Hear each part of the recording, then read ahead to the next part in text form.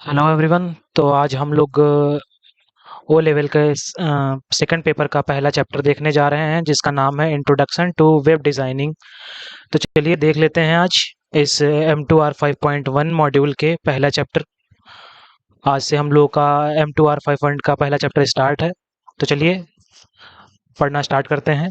तो जैसा देखिए आज यहाँ पे सबसे पहले हेडिंग दे रखी है इंट्रोडक्शन टू वेब डिज़ाइनिंग। अब इंट्रोडक्शन टू वेब डिज़ाइनिंग क्या होता है इसके बारे में जान लेते हैं।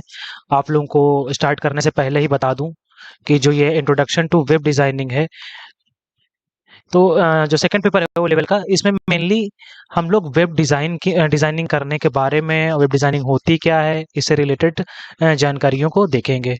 तो चलिए देख लेते हैं। तो चलिए देख लेते हैं। ये ये जो हमारी पहली हेडिंग है जिसका नाम है इंट्रोडक्शन टू वेब डिज़ाइनिंग। तो जैसा कि इसमें कह रहा है कि वेब डिज़ाइनिंग का तात्पर्य, वेब डिज़ाइनिंग का तात्पर्य उन वेबसाइट्स के उद्देश्यों से है जो इंटरनेट पर प्रदर्शित होती हैं या आमतौर पर सॉफ्टवेयर विकास के बजाय वेबसाइट विकास के यूजर के कौशल पहलुओं को संदर्भित करता है। तो सबसे पहले ये बताना आपको ज़रूरी होगा कि वेब डिज़ाइन है क्या। तो यहाँ पे वेब डिज़ाइन में कह रहा है कि इंटरनेट पर जो भी वेबसाइट्स हमको दिखाई जाती हैं वो वेब डिज़ाइनिंग के अंतर्गत आती हैं। मेनली आपको एक लाइन में समझाया जाए तो हम लोग कह सकते हैं कि वेब डिज़ाइनिंग का मतलब होता है किसी भी वेबसाइट को क्रिएट करना और उसको मॉडिफाई करना, डिज़ाइन करना। अगर किसी को वेबसाइट्स नहीं पता है तो आपको आपकी जानकारी के लिए बता दें कि वेबसाइट्स, जैसे कि आप लोग किसी भी जब भी गूगल को खोलते हैं, सर्च इंजन पर कोई भी साइट लिखते हैं तो वही वेबसाइट्स होती हैं। जैसे एग्जांपल के तौर पर सरकारी रिजल्ट डॉट कॉम, ये भी एक वेबसाइट है। तो इस वाले पेपर में हम सब यही देखेंगे कि इनके वेबसाइट्स को कैसे बनाया जाता है और कैसे डेवलप करा जाता है। तो चलिए देख लेते हैं।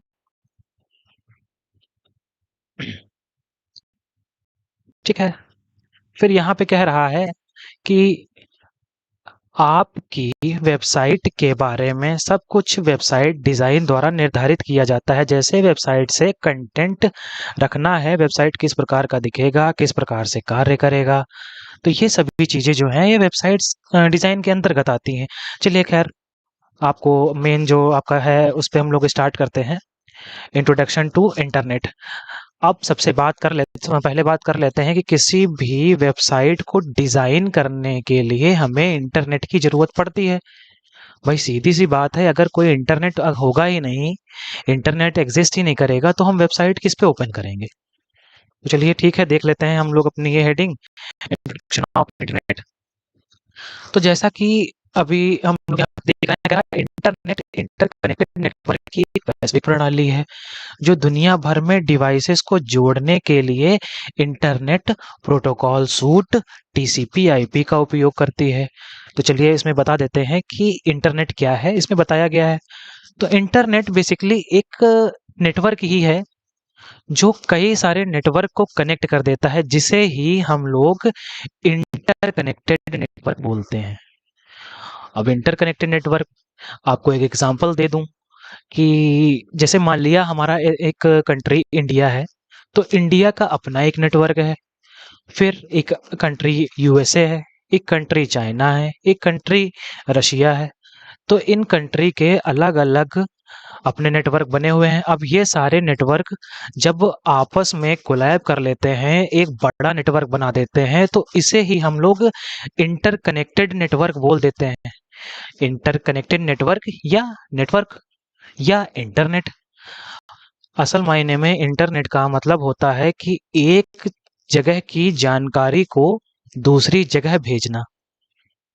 तो चलिए, अब इसमें जैसा कि कह रहा है कि internet protocol suit TCP IP का प्रयोग करते हैं। तो ये इंटरनेट प्रोटोकॉल क्या होते हैं, तो इनके बारे में हम लोग आगे देखेंगे, पर यहाँ पर भी थोड़ा सा बता देते हैं कि इंटरनेट को यूज करने के लिए आपको दो प्रोटोकॉल्स की आवश्यकता होती है, एक टीसीपी और एक आईपी। जैसे यहाँ पे देख रहे हैं टीसीपी आईपी लिखा है और इंग्लिश में देख लीजिए इस तरीके से लिखा है, इंग्लिश में थोड़ा सा ज़्यादा समझ में आता है। तो टीसीपी का फुल फॉर्म होता है ट्रांसमिशन कंट्रोल प्रोटोकॉल। इस ट्रांसमिशन कंट्रोल प्रोटोकॉल का मतलब होता है कि डेटा के ट्रांसमिशन को लाने और ले जाने के लिए एक नियम बना हुआ है, जिसे हम लोग टीसीपी कह देते हैं। और ठीक एक दूसरा प्रोटोकॉल है जो आईपी है। तो इंटरनेट को यूज करने के लिए आपको इन दो प्रोटोकॉल्स की आवश्यकता होती है। अभी यहाँ पे जितना डिटेल में बात नहीं करेंगे, क्योंकि आगे इसके बारे में और भी दे रखा है। तो चलिए यहाँ पे देख लेते हैं। कह रहा है यह नेटवर्क एक नेटवर्क है जिसे स्थानीय सार्वजनिक और शैक्षिक व्यापारिक स्थानीय नेटवर्क के ग्लोबल नेटवर्क शामिल होते हैं। ये वही बात कह रहा है जो मैंने अभी आपसे थोड़ी देर पहले करी थी कि यूएसए, चाइना, रशिया और इंडिया, इन सभी को मिलके एक नेटवर्क बना दिया गया जिसे ग्लोबल नेटवर्क इंटरनेट कह दिया। ठीक है। अब यहाँ पे कह रहा है जो इलेक्ट्रॉनिक वायरलेस और ऑप्टिकल नेटवर्किंग प्रौद्योगिकी की विस्तृत श्रृंखला से जुड़ा हुआ है। अब ये जो इंटरनेट है, मतलब ये जो कंट्रीज हैं, ये एक दूसरे से कनेक्टेड है। वो किसके थ्रू कनेक्ट है? कुछ इलेक्ट्रॉनिक्स के थ्रू, कुछ वायरलेस या ऑप्टिकल नेटवर्किंग के थ्रू जुड़े हुए हैं। तो वायरलेस नेटवर्किंग और ऑप्टिकल नेटवर्किंग क्या है, आपको बता दूं यहाँ पे कि वायरलेस जैसे कि हम लोग वाईफाई का यूज करते हैं, वाईफाई के थ्रू हमारे से फोन में इंटरनेट कनेक्ट होता है। ठीक उसी तरीके के ऑप्टिकल का मतलब होता है वायर्स के थ्रू। जो यहाँ पे वर्ड ऑप्टिकल यूज करा गया है, इसका मतलब होता है किसी वायर्स के थ्रू जो इंटरनेट कनेक्ट हुआ। जैसे कभी किसी ने देखा होगा, जब कभी भी आप लोग फाइबर का कनेक्शन लेते हैं तो आपके घर में इंटरनेट की एक लाइन आती है। अब ये इंटरनेट की लाइन आती है, उसमें किस तरीके से नेटवर्क आता है, इसके बारे में हम लोग आगे चर्चा करेंगे।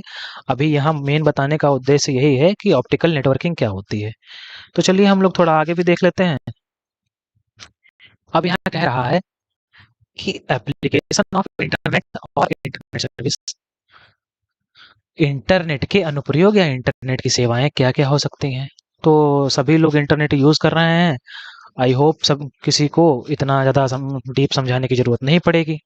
तो चलिए हम लोग फिर से एक बार यहाँ पे देख लेते हैं कि इंटरनेट मतलब है इंटरनेट पर विभिन्न सेवाओं को प्रदान या एक्सप्रेस करने से आजकल करने से है। आजकल इंटरनेट पर कई तरह की सर्विसेज उपलब्ध हैं जिनका उपयोग हम सभी के द्वारा किया जा रहा है। अब इंटरनेट के माध्यम से हम कई तरह की सेवाएं उठा रहे हैं। जैसे देख लेते हैं कैसे। सबसे पहला है ऑनलाइन ट्रांजैक्शन। अब ये ऑनलाइन ट्रांजैक्शन क्या होता है? मेरे हिसाब से आज किसी को बताने की जरूरत नहीं है कि ऑनलाइन ट्रांजैक्शन क्या होता है। फिर भी चलिए यहाँ पे देख लेते हैं। थोड़ा सा लिखा हुआ है कि सभी वित्तीय कंपनियों या बैंक ऑनलाइन हो चुके हैं और किसी भी शाखा में, इसकी मुख्य शाखा में ऑनलाइन लेन देन कर रहे हैं। अब ऑनलाइन लेन देन से मतलब आपका है कि किसी भी प्लेटफॉर्म से पैसे का आदान प्रदान करना। अब इंटरनेट के ही वजह से तो ये पॉसिबल हो पाया है। तो इंटरनेट की वजह से पॉसिबल ऑनलाइन ट्रांजैक्शन हो पाया है, इसलिए हम लोग इसमें इसको इंटरनेट के प्रयोग में देखते हैं। और प्रयोग में कह लीजिए या इसके सेवाओं में कह लीजिए। ठीक है। तो उसकी सेवाओं में एक ऑनलाइन ट्रांजैक्शन भी शामिल है। अब इन ऑनलाइन सेवाओं में जैसे कि आप यूज करते हैं पेटीएम, और क्या यूज करते हैं, जीपे, और क्या यूज करते हैं, फोन पे। तो ये सभी बिना इंटरनेट के चलेंगे? नहीं चलेंगे। इसलिए इनको ऑनलाइन ट्रांजैक्शन की कैटेगरी में लाके रख दिया गया। ठीक। फिर इसके बाद आती है सर्चिंग की। तो चलिए सर्चिंग हम लोग देख लेते हैं क्या है। कह रहा है जब हमें किसी भी तरह की जानकारी की आवश्यकता होती है तो हमें इसे एक निश्चित वेबसाइट पर खोजते हैं या इसे सर्च इंजन के माध्यम से खोजते हैं। तो सर्चिंग में वही हो गया आपका इंटरनेट पर जाकर, गूगल पे जाके, उसके सर्च इंजन पे जाके किसी भी वेबसाइट को सर्च करना ही सर्चिंग कहलाता है। अब जैसे आप को किसी भी चीज के बारे में जानकारी लेनी होती है, आपको नहीं पता कि ये क्या है, तो आप गूगल खोलते हैं, तुरंत गूगल कर लेते हैं, आपको उसकी जानकारी मिल जाती है। तो इसे ही हम लोग सर्चिंग बोलते हैं। ठीक है। चलिए नेक्स्ट देख लेते हैं। नेक्स्ट हमारी जो हेडिंग है, इंटरनेट की मदद से टिकट, सॉरी, ये है आपका टिकट बुकिंग। अब टिकट बुकिंग क्या, पहले के देखिए जब इंटरनेट की सुविधाएं नहीं थी, डिजिटल नहीं हुए थे हम लोग, तो कभी भी बस या ट्रेन की रिजर्वेशन कराने के लिए हमें बड़ी-बड़ी लाइनों में लगना पड़ता था। बड़ी-बड़ी लाइनों में लगना पड़ता था टिकट को बुक कराने के लिए, पर आजकल तो ये सब डिजिटल हो गया है। हर तरह के एक ऐप आ गए हैं एयरलाइन की बुकिंग करने के लिए, बस या मूवी की टिकट बुक करने के लिए, हर एक चीज़ के टिकट को बुक करने के लिए जहाँ पर भी टिकट वाली ये प्रणाली है, उसके लिए हम लोग टिकट बुकिंग का यूज़ करने लगे हैं। तो इंटरनेट के माध्यम से ही हम आज ये सभी चीज़ें कर पा रहे हैं। इसलिए इसको इंटरनेट के प्रयोगों में रख दिया गया है। अब देख लीजिए जैसे कि आप लोग मूवी देखने जाते होंगे, आप लोग में से सभी लोग तो जाते ही होंगे या कभी गए ही होंगे। तो क्या होता है कि वहाँ पे लाइन लगाने से अच्छा है कि सीधे आप ऑनलाइन किसी भी प्लेटफॉर्म से टिकट बुक कर लीजिए, और इसके साथ तो आपको ऑफर भी मिल जाते हैं, तो ये भी अच्छा रहता है। ठीक है, तो चलिए अब इसकी बात करते हैं। इसके बाद आता है आपका ई कम्युनिकेशन। ई कम्युनिकेशन लेते हैं हम लोग। अब ई कम्युनिकेशन क्या है? ई मतलब इलेक्ट्रॉनिक, कम्युनिकेशन का मतलब वार्तालाप करना। तो चलिए देख लेते हैं। कह रहा है there is number of facilities to communicate through online. कह रहा है कि ऑनलाइन के माध्यम से किसी से बातचीत करने की या वार्तालाप करने के लिए अनेकों सुविधाएं दी गई हैं। जैसे कि सेंडिंग ईमेल, किसी को ईमेल भेजना, चैटिंग, व्हाट्सएप पे सभी लोग चैट करते हैं, चैट करना। फिर आपका आ जाता है sending free SMS to cell phones. Cell phones के माध्यम से बिना इंटरनेट के भी हम लोग एसएमएस भेज सकते हैं, पर ये सभी इंटरनेट प्रोटोकॉल पर ही अवेलेबल होते हैं। तो हम लोग देख लेते हैं कि किन किन प्लेटफॉर्म पे हम ई कम्युनिकेशन करते हैं। तो जैसे कि आज सभी लोग, ऐसा शायद ही कोई हो जो व्हाट्सएप ना यूज़ कर रहा हो। व्हाट्सएप इस ई कम्युनिकेशन का सबसे बढ़िया एग्जाम्पल है। अब इस व्हाट्सएप ई कम्युनिकेशन के अंदर हम एक दूसरे से चैट कर सकते हैं, एक दूसरे से इंटरनेट के थ्रू कॉल कर सकते हैं, वीडियो कॉल कर सकते हैं, किसी भी प्रकार के मीडिया को हम लोग शेयर भी कर सकते हैं, जो कि काफ़ी बेनिफिट देता है। अब जैसे मान लीजिए कि यूट्यूब है, अब आप यूट्यूब पे पढ़ रहे हैं या किसी ऐप पे ऑनलाइन पढ़ रहे हैं, तो ये एक ई कम्युनिकेशन का ही जरिया है। अब ये ई कम्युनिकेशन क्या है, आपको मैं बता चुका हूँ। आप लोग जिस ऐप के थ्रू पढ़ रहे हैं वो भी तो एक इलेक्ट्रॉनिक कम्युनिकेशन ही है। इलेक्ट्रॉनिक या इंटरनेट के माध्यम से ही तो हम लोग पढ़ रहे हैं। मैं पढ़ा रहा हूँ, आप पढ़ रहे हैं, ये ई कम्युनिकेशन ही तो हुआ। कम्युनिकेशन का मतलब सिर्फ बातचीत करना नहीं होता है। कम्युनिकेशन का मतलब होता है कि अपनी जानकारी को दूसरों तक पहुंचाना। अब जो कि मैं कर रहा हूँ, मैं अपनी जानकारी को आप लोगों तक पहुंचा रहा हूँ, तो ये भी एक ई कम्युनिकेशन के क्राइटेरिया में आ जाएगा। तो ठीक है, ई कम्युनिकेशन के कुछ एग्जांपल्स जैसे यूट्यूब हो गया, व्हाट्सएप हो गया, टेलीग्राम हो गया, फेसबुक, इंस्टाग्राम, ये सभी आपके ई कम्युनिकेशन के साधन हैं। तो ठीक है, मैं कुछ यहाँ पे और भी देख लेता हूँ आगे। E commerce. ई कॉमर्स, अब ई का मतलब तो बता ही चुका हूँ। इस ई का मतलब है इलेक्ट्रॉनिक या इलेक्ट्रिकल। इलेक्ट्रिकल, कॉमर्स का मतलब आप सभी को पता है, वाणिज्यिक होता है। तो चलिए देख लेते हैं। कह रहा है थ्रू इंटरनेट, इंटरनेट के द्वारा we can buy and sell anything online, कि हम लोग इंटरनेट के द्वारा किसी भी चीज को खरीद या बेच सकते हैं। फिर आगे कह रहा है there is number of buy and sell web ports and we can also do advertisement on any brand और asset through various popular advertising websites. तो यहाँ पे कह रहा है कि हम किसी भी चीज को मार्केट में आसानी से खरीद और बेच सकते हैं, और उनका विज्ञापन अनेक अनेक वेबसाइटों पे करा सकते हैं। अब जैसे कि आप लोगों ने देखा होगा, मैं सरकारी रिजल्ट का फिर से एक बार एग्जांपल लेता हूँ। जब भी लोग आप सरकारी रिजल्ट की वेबसाइट खोलते होंगे, तो ऊपर देखिए कई सारे एडवर्टाइजिंग पोर्टल चलते रहते होंगे, और इन एडवर्टाइजमेंट पोर्टल पे आप क्लिक करते हैं तो वो एडवर्टाइजमेंट जिस वेबसाइट का होता है, वो वेबसाइट आपकी डायरेक्ट खुल जाती है। अब मैं एग्जांपल के थ्रू पे ले लेता हूँ। मान लिया आपने सरकारी रिजल्ट खोला, उस पे अमेजॉन के कोई भी एडवर्टाइजमेंट हो रहा है। मान लिया किसी भी चीज़ का, लैपटॉप का एडवर्टाइजमेंट ले रहे हैं, तो आप उस पे जाएंगे, क्लिक करेंगे, वो आपको सीधे अमेजॉन पे लाके खोल देगा। तो ऑल ओवर कहने का मतलब ये है कि ई कॉमर्स के माध्यम से हम किसी भी चीज को ऑनलाइन खरीद व बेच सकते हैं। अब वो कितनी भी क्वांटिटी में हो सकती है। अब सिर्फ खरीदना और बेचना ही ई कॉमर्स में नहीं आता है। ई कॉमर्स के अंदर एडवर्टाइजमेंट जैसी और भी कई चीजें आ जाती हैं। अब जैसे कि आजकल देखिए हर एक चीज के लिए एक अलग वेबसाइट्स बन गई है। अगर आपको किसी भी तरह की ग्रोसरी खरीदनी है, तब भी अमेजोन या फ्लिपकार्ट पे अवेलेबल है। किसी तरह के इलेक्ट्रॉनिक प्रोडक्ट खरीदने हैं, तो भी आपके लिए अमेजोन अवेलेबल है। या आपको फूड डिलीवरी जैसे चीज़ें करती हैं, तो स्विगी, जोमेटो, ये चीज़ें आ गई हैं। ये एक प्लेटफॉर्म्स ई कॉमर्स के आ गए हैं, तो ये सभी प्लेटफॉर्म ई कॉमर्स के ही हैं। अब मान लेते हैं अगर आपको अपनी अ, किसी भी शॉप है आपकी, या कुछ भी, कोई भी किसी भी टाइप का आपका कोई बिजनेस है, तो उसका एडवर्टाइजमेंट कराना है, तो इसके लिए भी गूगल ने अपने काफ़ी सारे ऐप लॉन्च कर रखे हैं, वेबसाइट्स हैं जिनके थ्रू आप अपना एडवर्टाइजमेंट ईज़िली करा सकते हैं। जी। तो इस प्रकार से हम लोग देख सकते हैं कि ई कॉमर्स के अंदर कौन-कौन सी चीज़ें आती हैं। चलिए आगे भी देख लेते हैं थोड़ा-सा। फिर आ जाते हैं इंटरनेट का लाभ और हानि, एडवांटेजेस एंड एडवांटेजेस। तो इंटरनेट से क्या लाभ हैं, क्या हानियाँ हैं, ये भी देख लेते हैं। तो चलिए इंटरनेट से सबसे पहला लाभ देख लेते हैं कि कह रहा है वर्ल्ड हैज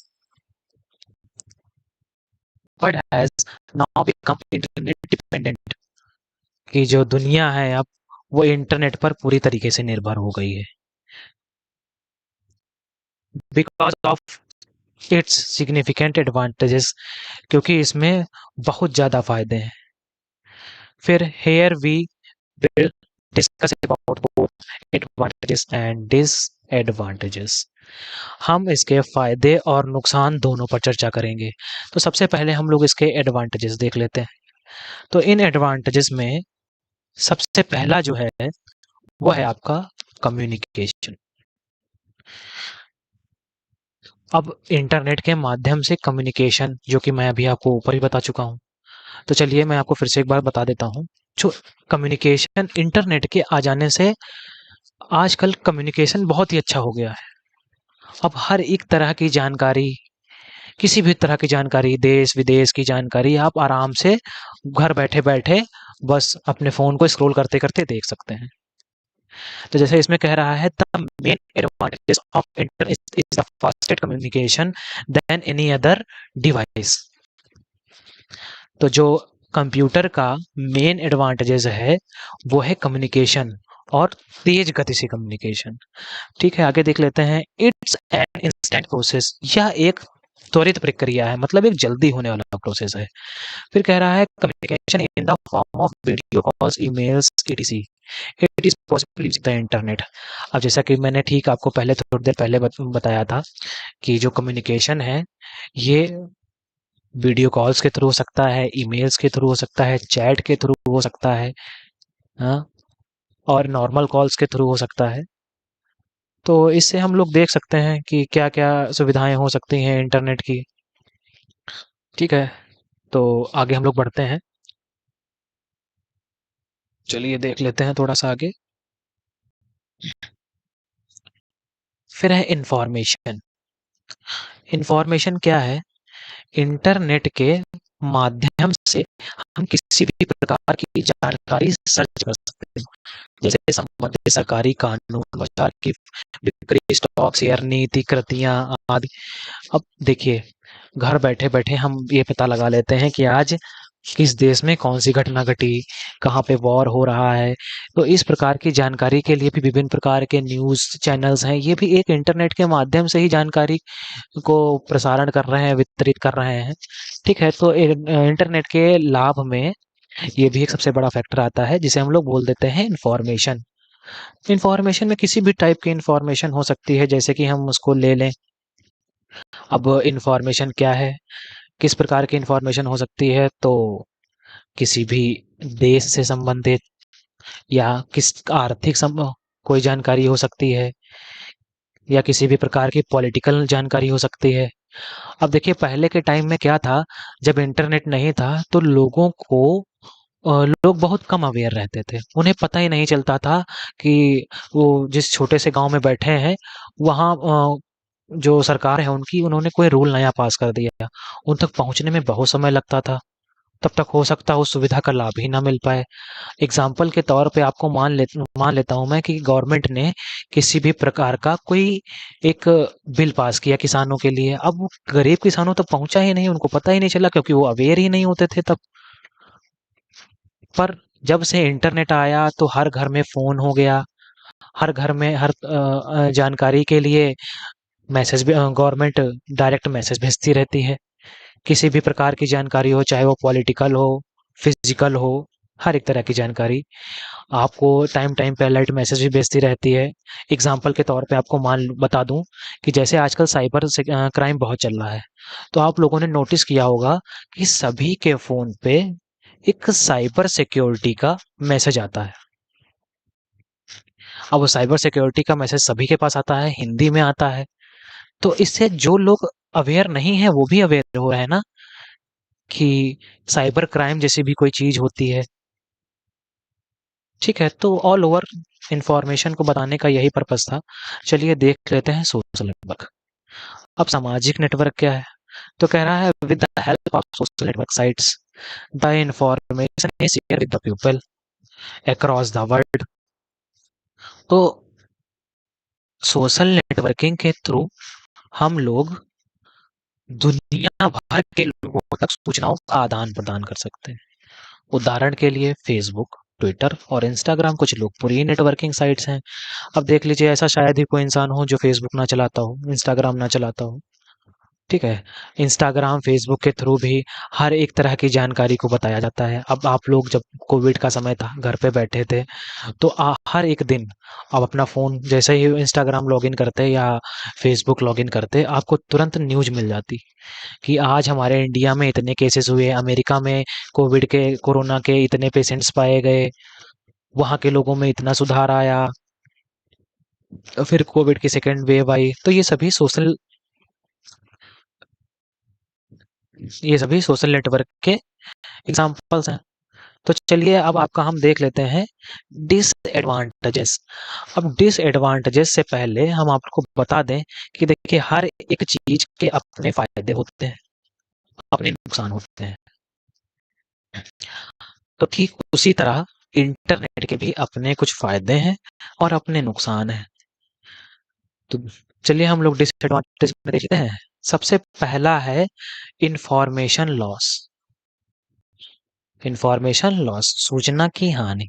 अब सूचना की हानि क्या होता है?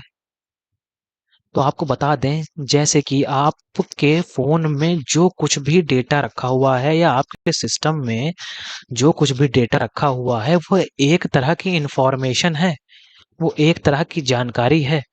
जैसे कि मैं आपको एग्जांपल के तौर पे बताऊं, तो आपके फोन में या आपके सिस्टम में रखी हुई फोटोज, आपके फोन में या सिस्टम में रखी हुई फाइल्स, आपके डॉक्यूमेंट्स, वो एक तरह की जानकारी ही तो है आपके बारे में। जानकारी का मतलब ये सिर्फ ये नहीं होता है कि वो किसी भी तरह का रिटन डेटा हो सकता है, आप क्या कोई इमेजिनरी डेटा भी हो।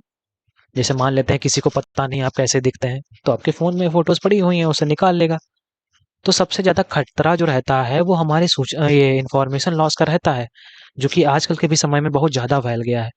जितना ज्यादा हम लोग एडवांस डिजिटल होते जा रहे हैं, उतना ज्यादा ही साइबर क्राइम बढ़ते जा रहे हैं। अब आजकल सभी चोर भी एडवांस हो गए हैं, वो लोग भी कंप्यूटर्स का इस्तेमाल कर रहे हैं, डेटा को उड़ाने के लिए, आपके बैंक से पैसे को निकालने के लिए हर तरह के स्पैम, फर्जी स्पैम ला रहे हैं। तो चलिए इंफॉर्मेशन लॉस में जरा हम लोग देख लेते हैं कि ना इंफॉर्मेशन और फूड फाइल हैकर आसानी से ली जा सकती है। तो अब हैकर क्या होता है? तो हैकर के बारे में मैं बता दूं कि हैकर क्या होता है कि जैसे आपके फ़ोन में कुछ भी डेटा हो, आपके फ़ोन को बिना छुए वो आपके फ़ोन से या आपके सिस्टम से डेटा को अपने सिस्टम में ट्रांसफ़र कर ले, उसे हैकर बोलते हैं, नॉर्मल सी भाषा में। ज़्यादातर लोगों ने हैकर के बारे में सुन रखा होगा। तो हैकर क्या है, इसके बारे में हम लोग थोड़ा चर्चा करेंगे, पर विस्तार से करेंगे। पहले आगे देख लेते हैं आगे कि इन्फॉर्मेशन लॉस क्या है। जी, तो जैसे कि यहाँ पे लिखा हुआ है, विवरणों की सुरक्षा के लिए कोई सटीक प्रमाण नहीं है, जैसे हम खाता संख्या, पासवर्ड इत्यादि स्टोर करते हैं। चलिए इंग्लिश में देख लेते हैं। There is no exact proof of security for the details we store like account number, password etc. अब जो भी आप लोग अपने फोन में अकाउंट का नंबर, उसका पासवर्ड, जो पिन देके आप लोग स्टोर करते हैं, वो सेफ नहीं होता है एक तरीके से। उसको कोई भी हैकर आसानी से, आराम से आपके सिर्फ फ़ोन पे एक ओटीपी भेज के ले सकता है। आप लोगों ने सुना भी होगा इसके बारे में कि कभी किसी के फ़ोन में कोई ओटीपी आया, उसने और कॉल आई, ओटीपी बता दिया, उनके अकाउंट से पैसे कट गए। तो ये सभी इन्फॉर्मेशन लॉस का ही उदाहरण है। ज़्यादातर क्राइम हमारे यहाँ हो रहे हैं इस चीज़ को लेके। आजकल सरकार भी इस पे लेके काफ़ी ज़्यादा अवेयर है और हर एक इंसान के पास में मैसेज भेजती है थ्रू एसएमएस कि आप किसी भी अननोन व्यक्ति के साथ में अपनी पर्सनल डिटेल को ना शेयर करें। उन पर्सनल डिटेल में खासकर अपने बैंक अकाउंट से की डिटेल्स को, या अगर आपके फ़ोन पे कोई ओटीपी आ रहा है तो उसको ना बताएं। तो चलिए ठीक है, आगे देख लेते हैं हम लोग स्पैम के बारे में। ओटीपी का फुल फॉर्म चलिए पूछ लेते हैं, थोड़ा सा हट के पूछ लेते हैं कि ओटीपी का फुल फॉर्म क्या होता है। बहुत से लोगों को पता होगा, बहुत से लोगों को नहीं पता होगा, तो मैं बता दूं। ओटीपी का फुल फॉर्म होता है वन टाइम पासवर्ड। ठीक है, चलिए आगे बता देता हूँ।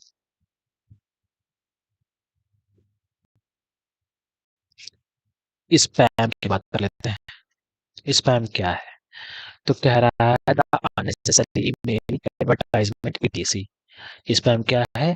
अननेसेसरी, जिनकी हमको जरूरत ना हो, वो मेल्स आए हमारे पास और उनका एडवर्टाइजमेंट हमारे पास आए, वही स्पैम होते हैं। अब जैसे कि मान लेते हैं आपके पास कभी कभी क्या करते हैं, कस्टमर केयर वाले कॉल करा करते हैं, या कभी कभी आपके पास क्रेडिट कार्ड वाले फोन करा करते हैं। तो वो एक तरह के स्पैम्स ही होते हैं। हाँ, सारे स्पैम्स में आपका लॉस नहीं होता है, कुछ में जानकारी भी मिलती है, पर स्पैम्स को मोस्टली अवॉइड करना चाहिए और हर जगह अपना फ़ोन नंबर या अपनी ईमेल आईडी को लॉगिन करने से बचना चाहिए। जैसे कि मान लिया कभी आप किसी भी एक यूनिक एप्लीकेशन को डाउनलोड करते हैं, ठीक है, जिसमें वो आपको आपका ईमेल आईडी और आपका नंबर लॉगिन करने के लिए मांगता है, तो मैं कहूँगा कि जो भी ऐप जो प्ले स्टोर से डाउनलोड ना करे गए हों, सिर्फ ऐसे ही इंटरनेट के माध्यम से डाउनलोड करे गए हों, उन पर अपनी जीमेल और अपने नंबर्स को कृपया ना डालें, क्योंकि ज़्यादातर स्पैमर्स को नंबर आपके यहीं से मिलते हैं। चलिए इसमें देख लेता हूँ आगे क्या कहता है। कह रहा है अनावश्यक ईमेल, विज्ञापन आदि को कभी कभी स्पैम कहा जाता है।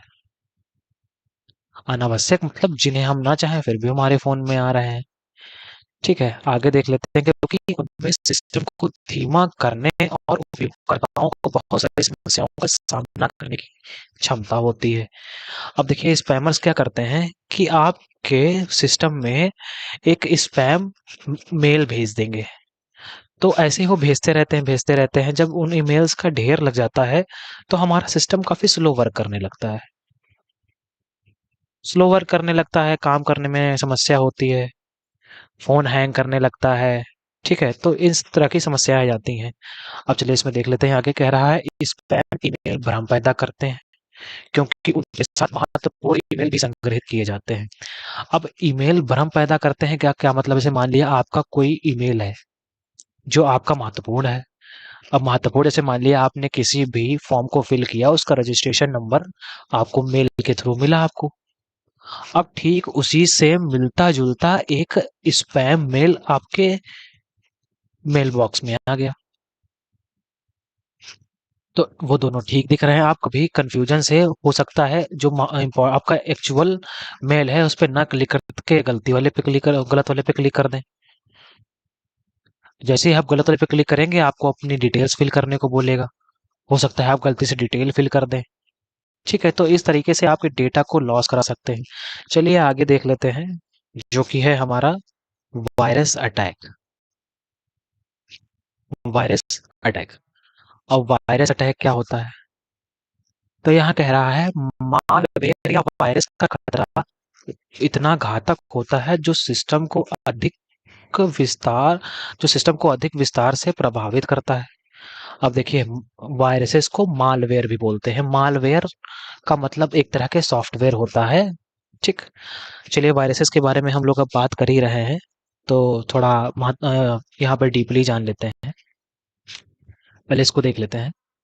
कह रहा है जो सिस्टम को अधिक विस्तार से प्रभावित करता है, कि सिस्टम्स की लिमिट्स को वो पूरा यूज नहीं करने देगा। जो भी वायरस आ जाएगा, यह कहता है यह तुरंत सभी महत्वपूर्ण फाइल को हटा देता है और आखिरकार सिस्टम क्रैश हो जाता है। अब देखिए, मान लिया आपके सिस्टम में किसी भी टाइप का कोई वायरस आ गया। ठीक, अब ये वायरस आपके सिस्टम को भी प्रभावित करेगा और सिस्टम के अंदर जो डेटा रखा हुआ है उसको भी प्रभावित करेगा। अब सिस्टम के अंदर क्या डेटा हो सकता है, अब देखिए सिस्टम के अंदर भी मेमोरी होती है। उस मेमोरी में आप अपनी जो भी पर्सनल डिटेल्स को सेव कर रखे होते हैं, ठीक है, उनको क्या करेगा, ये अपने कब्जे में ले लेगा या उनको क्रैश कर देगा। मतलब आपको सिस्टम में वो दिख तो रहे होंगे फाइल्स, पर आप जैसे ही ओपन करना चाहेंगे वो ओपन नहीं होंगे। कुछ ना कुछ एरर मैसेज आपके पास आ जाएगा। जैसे कि एक नॉर्मल सा मैसेज आता है कि 404 नॉट फाउंड, ये एक प्रकार का सर्वर का मैसेज आता है, अलर्ट आता है। ठीक, फिर यहाँ कह रहा है वायरस का हमला 3 तरह से संभव है। ठीक, अब वायरस आता कैसे है हमारे सिस्टम में, तो वायरस पे हम लोग बात कर लेते हैं कि एक तो वायरस आता है इंटरनेट के थ्रू। अब इंटरनेट को थ्रू कैसे आता है, अब मान लिया इंटरनेट पर आप कोई वेबसाइट ओपन कर रहे हैं। ठीक, कोई एक वेबसाइट ऐसी कोई इलीगल वेबसाइट आ गई, वो आपको बार बार अलर्ट मैसेज दे रहा है कि if you open this website your system will harm, कि अगर आप अपने इस वेबसाइट्स को ओपन करते हैं तो आपका सिस्टम को हार्म पहुंच सकती है, हानि पहुंच सकती है। पर फिर भी हम लोग ओपन कर देते हैं, तो वो क्या करते हैं, वायरस आपके सिस्टम में आके स्टोर हो जाते हैं और आपका जो पहले से सेव डेटा होता है उसको करप्ट करना स्टार्ट कर देते हैं। करप्ट करने का मतलब है कि उसको भ्रष्ट करना स्टार्ट कर देते हैं, मतलब कि उसे अपने अंडर में ले लेते हैं, उस पर कब्जा कर लेते हैं।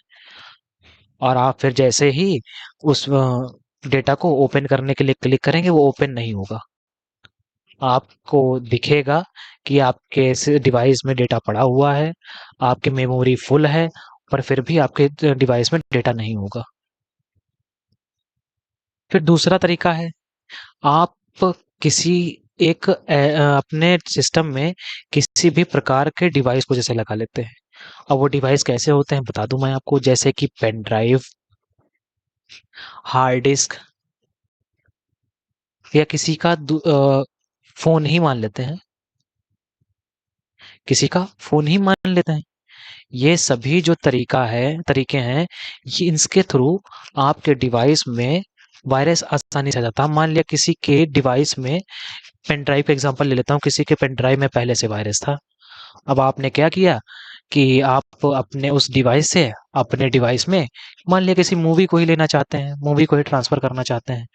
तो उस मूवी को ट्रांसफर करने के लिए जैसे ही आप अपने सिस्टम में वो उस पेन ड्राइव को लगाएंगे, तो और पेन ड्राइव को लगाने के बाद आप अपना उसमें से जो भी मूवी या जो भी डेटा आप अपने सिस्टम में स्टोर करा रहे होंगे, तो वो आपके उस मूवी या डेटा के साथ में, तो वायरस भी जो है वो आपके उसी डेटा के साथ में भी आपके सिस्टम में आ जाएगा, जो धीरे धीरे आपके सिस्टम को करप्ट करना स्टार्ट कर देगा। करप्ट कर देगा, आपका डेटा तो लॉस होगा ही होगा, इसके साथ में आपकी डिवाइस, जो भी आपका सिस्टम है वो भी खराब हो सकता है। अब सिस्टम में क्या खराबी आती है, तो मेनली जो सिस्टम में खराबी आती है वो आपकी हार्ड डिस्क की खराबी आती है। आपकी हार्ड डिस्क क्रैश कर जाएगी, जल जाएगी, दग जाएगी। ठीक है, इस तरीके के समस्याएं हो जाती हैं। तो इनसे बचने का यही तरीका है कि आप अपने सिस्टम को किसी भी वायरस से आने से बचाने के लिए सबसे पहले आप एंटीवायरस डलवाइए। ठीक, एंटीवायरस जैसे कि आपको एक एग्जांपल बता दूं, क्विक हील का एंटीवायरस आता है और भी कई सारे मार्केट में अवेलेबल हैं। तो इनके थ्रू इंटरनेट या किसी पेन ड्राइव के थ्रू जो आने वाले वायरस हैं ये नहीं होते हैं। ये पहले ही हमको अलर्ट मैसेज दे देता है कि यहाँ पे एक वायरस भी शेयर हो रहा है, तो प्लीज इस पे थोड़ा सा फोकस करिए। ठीक है, तो ये तो हो गया। अब मैं आपको बता देता हूँ कुछ वायरस के टाइप। ठीक, अब वायरस के टाइप में भी कुछ मेन टाइप हैं, जैसे कि सबसे जो मेन आपका आजकल चल रहा है वायरस, वो है रैनसमवेयर वायरस या रैनसम वायरस। अब ये रैनसम वायरस क्या होता है, तो चलिए मैं बता दूं आपको रैनसम वायरस क्या होता है।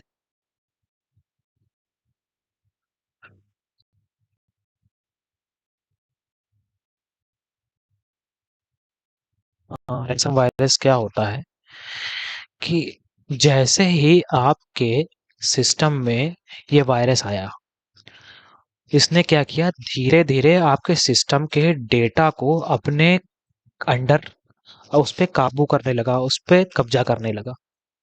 ठीक, अब ये आपके सिस्टम के अंदर जितना भी डेटा पड़ा होगा, हर एक चीज पे कब्जा कर लेगा।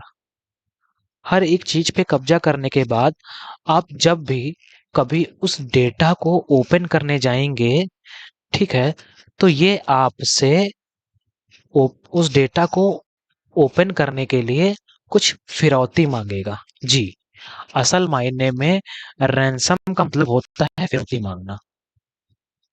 तो चलिए इस रैनसमवेयर के बारे में एक बार फिर से थोड़ा और जान लेते हैं कि इस रैनसमवेयर वायरस में जैसे आपका आया, आपके डेटा को करप्ट किया, तो आप उस डेटा को जैसे ही ओपन करने जाएंगे तो आपसे एक फिरौती मांगेगा। और जो ये फिरौती मांगेगा, ये आपको ना तो यूएस डॉलर में मांगता है ना इंडियन करेंसी में मांगता है। ये आपकी फिरौती या रैंसम मांगता है आपके बिटकॉइंस में। जिन लोगों को बिटकॉइंस के बारे में नहीं पता है तो मैं बता दूं कि बिटकॉइन एक डिजिटल करेंसी है जो कि वर्ल्ड वाइड है, कहीं पर भी यूज कर सकते हैं इसको, पर डिजिटली रूप से। अब मैं बता देता हूं एक बिटकॉइन में कितने इंडियन रुपए होते हैं। तो एक बिटकॉइन में लगभग 23 लाख इंडियन रुपए होते हैं।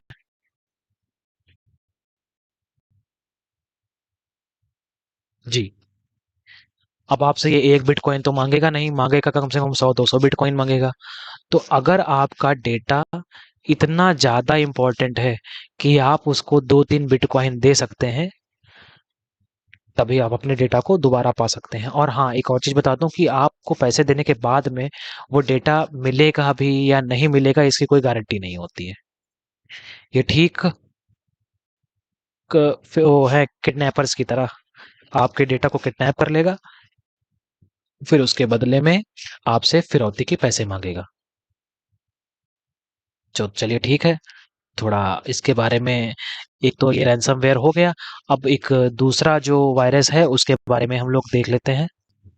तो दूसरा जो वायरस है उसका नाम है ट्रोजन हॉर्स।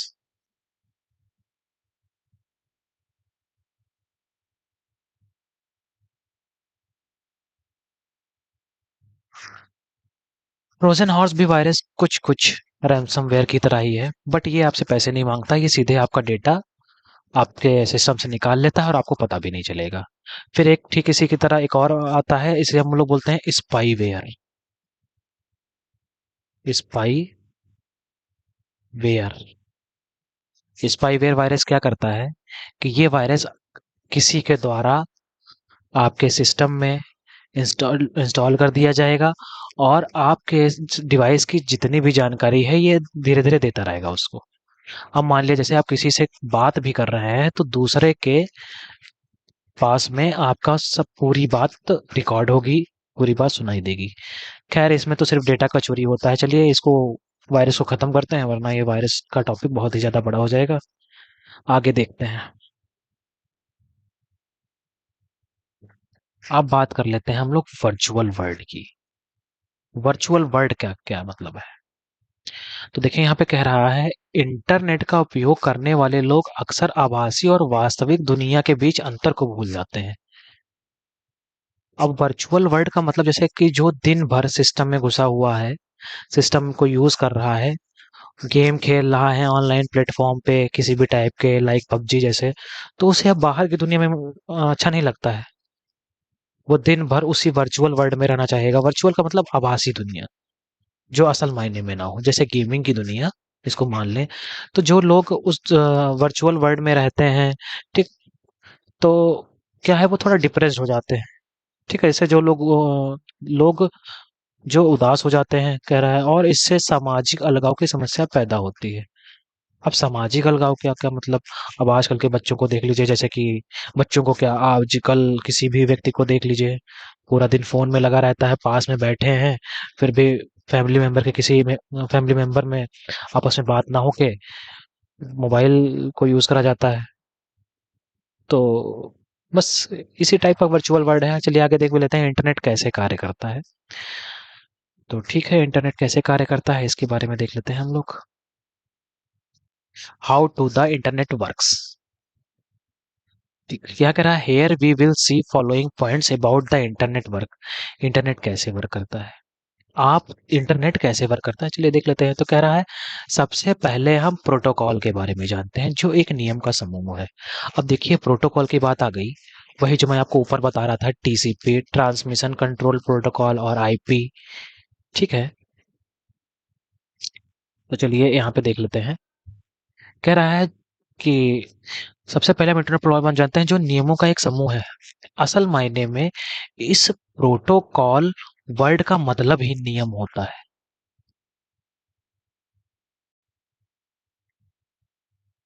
ठीक, जो बताता है कि एक कंप्यूटर दूसरे कंप्यूटर से कैसे कम्युनिकेशन करता है, कैसे बातचीत करता है। देख लेते हैं। कह रहा है इंटरनेट के माहौल में हर कंप्यूटर टीसीपी और आईपी नाम का एक प्रोटोकॉल का उपयोग करता है। ठीक है, अब यहाँ पे कह रहा है टीसीपी और आईपी नामक एक प्रोटोकॉल। तो हाँ बता दूं कि ये टीसीपी और आईपी एक ही प्रोटोकॉल है, या ऐसे कह लीजिए एक दूसरे पे डिपेंडेंट प्रोटोकॉल है। ठीक है, चलिए आगे देख लेते हैं। कह रहा है जब भी आप इंटरनेट के माध्यम से संदेश देंगे, टीसीपी डेटा को पैकेट नामक इकाइयों में विभाजित करता है। अब मान लेते हैं कि जैसे ही आप इंटरनेट के थ्रू किसी को कोई मैसेज भेजते हैं, ठीक, तो ये क्या करता है कि टीसीपी, जो ये क्या मतलब, टीसीपी ट्रांसमिशन कंट्रोल प्रोटोकॉल जो है, ये क्या करेगा, डेटा को छोटे छोटे पैकेट में, डेटा को छोटे छोटे पैकेट के रूप में विभाजित कर लेता है। अब छोटे छोटे पैकेट का मतलब है कि, अब देखिए जो डेटा है, ठीक, वो हमारा छोटे छोटे पैकेट्स में जाता है। पैकेट्स का मतलब आपको बता दूं कि ये बिल्कुल ठीक उसी तरीके से है जैसे कि एक बहुत बड़ा ढेर लगा हुआ है और एक अकेला इंसान है जिसे उसे साफ करना है। तो वो धीरे धीरे थोड़ा थोड़ा सामान ले जाएगा ताकि थोड़ा थोड़ा उठाए और तेजी से चल पाए। ठीक उसी तरीके से टीसीपी भी क्या करता है, जैसे मान लिया आपके पास कोई 5 केबी की फाइल है या 5 एमबी की फाइल मान लेते हैं, 5 एमबी की फाइल है, तो उसे क्या करेगा कि एक एक एमबी के 5 पैकेटों में डिवाइड करेगा। पैकेट से आप ऐसे समझ लीजिए कि ग्रुप ऑफ डेटा या अ पार्ट ऑफ डेटा, एक डेटा के एक पार्ट को। मैंने एग्जांपल दे दिया है आपको, जैसे कि 5 MB के डेटा को अलग अलग बांटता है 5 बराबर भागों में, मतलब 1-1 MB में। ठीक। फिर उस और कह रहा है आगे, प्रत्येक पैकेट को संलग्न करता है, कि एक पैकेट को दूसरे पैकेट से कनेक्ट करेगा, इंटरलिंक करेगा, ताकि जब डेटा हम तक पहुंचे तो वो जैसे था वैसे दिखे। ठीक है। फिर कह रहा है इंटरनेट प्रोटोकॉल तब गंतव्य के पते वाले हेडर के साथ सभी पैकेटों को लेबल करता है और उन्हें अपने रास्ते पर भेज देता है। अब यहाँ पे कह रहा है कि जो इंटरनेट प्रोटोकॉल है, इंटरनेट प्रोटोकॉल का मतलब आईपी। ठीक है। वो क्या करता है कि जिस जगह पे उन डेटा को भेजना होता है, उसके उसका उसके एड्रेस को पता करता है और उन पैकेट को लेबल करके, लेबल का मतलब एक के नीचे एक के बाद एक लगा के उनको उनके रास्ते पर भेज देता है। ठीक है, चलिए आगे देख लेते हैं थोड़ा सा। यहाँ पे कह रहा है कि जब पैकेट अपने डेस्टिनेशन तक पहुंच जाता है तो प्राप्त होने वाला कंप्यूटर आईपी हेडर को हटा देता है।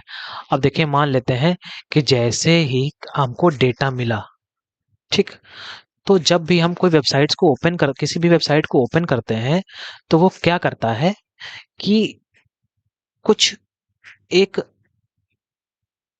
एक तरह का डेटा लिख देता है। कैसे लिख देता है? तो मान लेते हैं ऐसे लिख देता है कुछ C/user/desktop/ और जो भी हमारी फाइल होती है, ठीक है, उस फाइल को फिर ऐसे परसेंट का साइन या @ का साइन और भी बहुत कुछ। तो जब ये आप देखेंगे आपके टैब में किसी वेबसाइट को सर्च करने पर कुछ ऊपर इस तरीके का डेटा लिख के आ जाता है / करके, तो उसे ही हम लोग बोल देते हैं एक एड्रेस। वही एड्रेस आपके जब सिस्टम में आएगा तो उसका कुछ पार्ट कट जाता है और सिर्फ इतना ही पार्ट दिखाई देता है। इसको समझने के लिए हम लोग अभी थोड़ा आगे समझेंगे, जब हम लोग वेब डिजाइनिंग के मेन टॉपिक्स पे आएंगे, जैसे कि आपके HTML पे आएंगे, कोडिंग वगैरह करेंगे। ठीक है, तब इस बारे में हम लोग जानेंगे इसके बारे में। चलिए थोड़ा सा अब इसमें और आगे देख लेते हैं, ज़्यादा इसमें ना पढ़ते हुए। फिर कह रहा है आईपी और टीसीपी प्रोटोकॉल का उपयोग करके कंप्यूटर को विशिष्ट सॉफ्टवेयर की आवश्यकता होती है। अब विशिष्ट सॉफ्टवेयर क्या? कह रहा है कंप्यूटर को इंटरनेट से जोड़ने के लिए विभिन्न प्रकार के हार्डवेयर का उपयोग किया जाता है, जैसे मॉडेम का उपयोग घरों में इंटरनेट एक्सेस के लिए। अब मॉडेम को बता दें कि मॉडेम एक छोटी सी डिवाइस होती है जिसके जो बिल कुछ कुछ एक पेन ड्राइव की तरह लगती है, छोटी सी होती है, जिसके थ्रू आप इंटरनेट को अपने सिस्टम में एक्सेस कर सकते हैं बिना किसी वायर के। ठीक। आगे देख लीजिए, कह रहा है यदि आप किसी कंप्यूटर से इंटरनेट एक्सेस करते हैं तो आप एक कंपनी से लैन जुड़े होते हैं। लैन में गेटवे एक विशेष कंप्यूटर है जो इंटरनेट से संचार करता है। तो आप बता दें कि जब हम लोग भले ही वायरलेस तरीके से जुड़े हुए हैं किसी नेटवर्क से, पर जुड़े हुए हैं। अब मान लिया गूगल का ही नेटवर्क है, अब हम इससे कुछ सर्च कर रहे हैं, तो ऐसा तो है नहीं कि गूगल की कंपनी से तार हमारे डिवाइस तक या हमारे सिस्टम तक लगे हुए हैं। भाई उसके उसके साथ उससे भी तो हम लोग वायरलेस तरीके से कनेक्टेड हैं। तो वो भी एक लैन के जुड़ा होता है, एक लैन के फॉर्म में, भले ही वायरलेस है पर एक लैन फॉर्म में होता है, जिसमें एंटर करने के लिए एक गेटवे होता है। इस गेटवे के थ्रू ही, एक गेटवे का मतलब ऐसे मान लीजिए कि एक गेट, गूगल का एक गेट, गूगल और इंटरनेट के बीच का एक गेट, जिसके थ्रू हम डेटा को गूगल से उठा के अपने डिवाइस सिस्टम में देख सकते हैं और अपने सिस्टम से गूगल पर भेज सकते हैं। ठीक है, चलिए देख लेते हैं। फिर सूचना भेजने या प्राप्त करने की गति मॉडेम या उसकी बैंडविड्थ पर निर्भर करती है। बैंडविड्थ इंटरनेट ट्रैफिक को ले जाने के लिए डेटा लाइनों की क्षमता है। अब देखिए, जब भी आप कभी कोई मैसेज भेजते हैं या कोई फोटो भेजते हैं तो उसमें बफरिंग होने लगती है, उसमें अपलोड होने का सिंबल आता है। ठीक है, तो वो होता है कि आपकी बैंडविड्थ मतलब आपकी इंटरनेट स्पीड कितनी है, इंटरनेट पर ट्रैफिक कितना है। ठीक, इंटरनेट ट्रैफिक का मतलब कभी कभी सर्वर का लो हो जाना या ओवरलोड सर्वर हो जाना, इसे हम लोग इंटरनेट ट्रैफिक बोल देते हैं।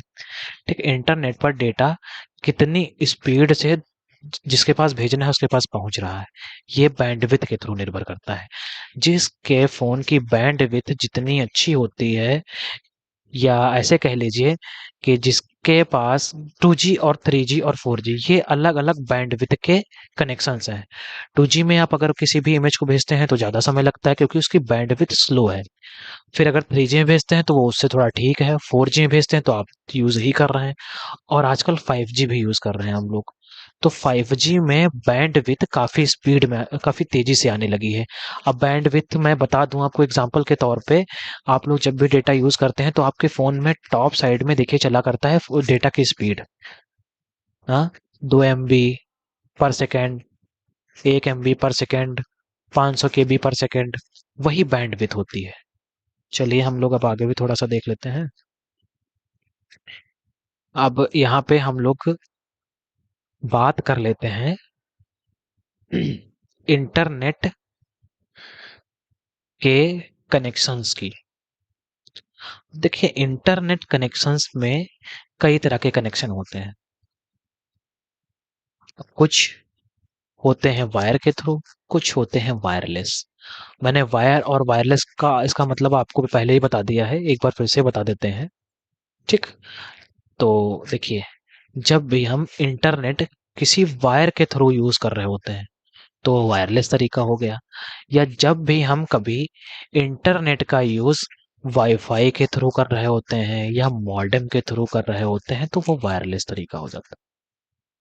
अगर किसी को मॉडेम में कोई समस्या आ रही है तो अभी बता दीजिए, मैं मॉडेम के बारे में बता देता हूँ आपको।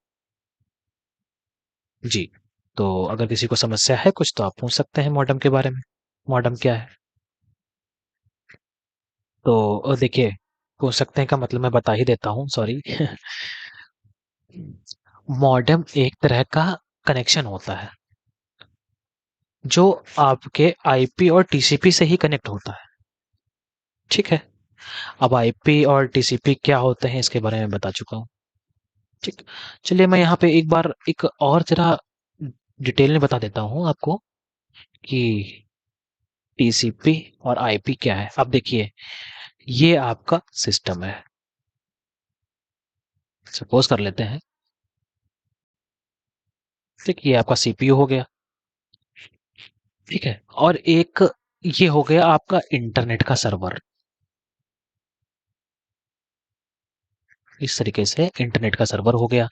अब आप इसके इससे कनेक्ट है, मान लेते हैं अभी लाइन के थ्रू कनेक्ट है, ये लाइन के थ्रू आप कनेक्ट हैं, तो आप यहां से डेटा लेने के लिए आप यूज करेंगे टीसीपी का, चाहे डेटा आपको लेना हो चाहे यहां से भेजना हो। इन दोनों कामों के लिए हम लोग एक प्रोटोकॉल का यूज करते हैं जिसका नाम है टीसीपी। अगर आपको डेटा का संचरण करना है, एक जगह से दूसरी जगह लाना और ले जाना है, पर अगर आपको इंटरनेट से कनेक्ट होना है तो आपको आईपी एड्रेस इस सर्वर पर देना होगा। सर्वर क्या होता है इसके बारे में हम लोग आगे बात करेंगे क्योंकि आपके सिलेबस में ये सब है। तो चलिए एक बार फिर से देख लेते हैं जरा। यहाँ पे इंटरनेट से कनेक्ट करने के लिए आपको आईपी की आवश्यकता पड़ेगी। आईपी का मतलब मैंने बता दिया था, इंटरनेट प्रोटोकॉल होता है। ये आपके फोन आपके डिवाइस में इंटरनेट के एक्सेस को मंजूरी देता है। जब तक आपके फोन आईपी एड्रेस कैसे होता है मैं बता दूं आपको, ऐसे कुछ लिखा होता है 190.634.307, इस तरीके का ये एक एड्रेस होता है नंबर्स में, जो ये एड्रेस आपके सर्वर तक जाता है, इस सर्वर तक जाएगा। अब इस सर्वर को बताएगा कि ये एक इस आईपी एड्रेस का यूजर इंटरनेट से कनेक्ट होना चाहता है।